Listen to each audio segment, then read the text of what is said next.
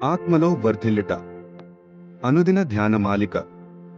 రచన doctor E. Stanley Jones.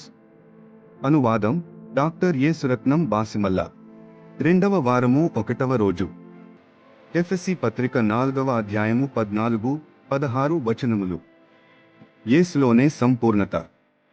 సంపూర్ణత పొందుటయే మన లక్ష్యం అనుకుంటే, స్వప్రయత్నము ద్వారా లేక మానసిక శక్తులను ప్రయోగించుట ద్వారా సంపూర్ణత పొందలేము.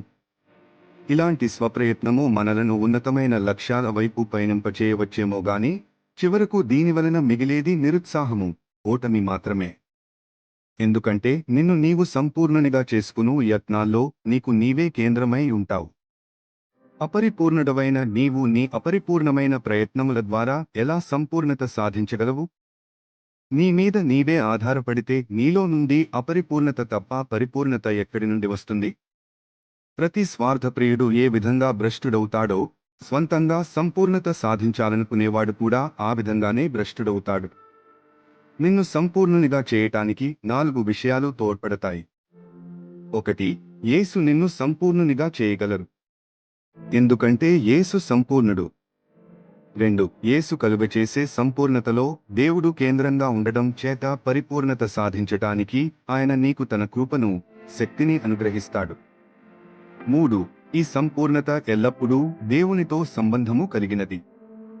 కాబట్టి ఇది నిత్యము వర్ధిల్లుచుంటుంది. 4. ఈ సంపూర్ణత ముఖ్యంగా ప్రేమతో కూడినది. వ్యాపార నిమిత్తం దూరదేశం వెళ్లిన ఒక తండ్రి చాలా కాలము తరువాత ఇంటికి తిరిగి వచ్చాడు.